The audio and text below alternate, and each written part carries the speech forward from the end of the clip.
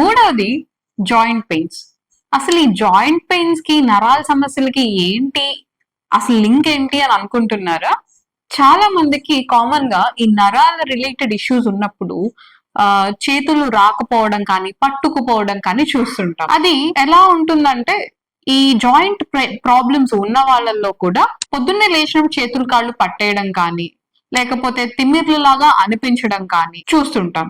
So చాలా మంది ఏమనుకుంటారంటే ఈ పెయిన్స్ ఏవైతే ఉన్నాయో అది నరాలకు సంబంధించింది అని పొరపడడం అనేది జరుగుతుంది. ఇక్కడ ఈ కీళ్ల నొప్పులు కానీ చేతుల్లో వచ్చేది ఇమ్యూనిటీ వల్ల కూడా రావచ్చు అని ఒకటి తెలియకపోవడం వల్ల, రెండు ఈ పట్టుకుపోవడం అనేది నరాలకు మాత్రమే సంబంధించింది అయి ఉండొచ్చు అని పొరపడడం వల్ల ఈ ఇబ్బంది అనేది రావడం జరుగుతుంది. మూడవది ఈ కీళ్లవాతం అనేది వాపు నొప్పితో కాకుండా నరం మీద కూడా ఒత్తిడి పడడం వల్ల ఈ నరాల సమస్యలు కూడా తోబాటుగా ఉండడం వల్ల ఈ సమస్యని మనం ఐడెంటిఫై చేయడం కూడా లేట్ అవ్వడం జరుగుతుంది.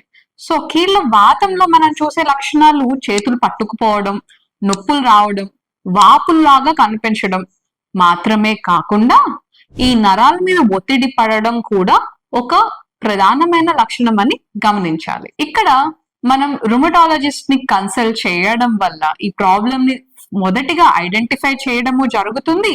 అలాగే కొన్ని సార్లు ఈ నరాలు మీద ఒత్తిడి ఎక్కువైపోయింది, సర్జరీ చేయవలసిన పరిస్థితి ఉంది అని చెప్పినప్పుడు ఒక్కసారి రుమటాలజిస్ట్ ని కూడా కన్సల్ట్ చేస్తే ఇది ఇమ్యూనిటీ రిలేటెడ్ ప్రాబ్లం అయితే ఆ సర్జరీ అవసరం లేకుండా కూడా మనం ఆ ప్రాబ్లం ని ట్రీట్ చేయవచ్చు. ఇప్పుడు అర్థమైందా ఈ గందరగోళం ఎంత ప్రమాదకరమైనదో అని?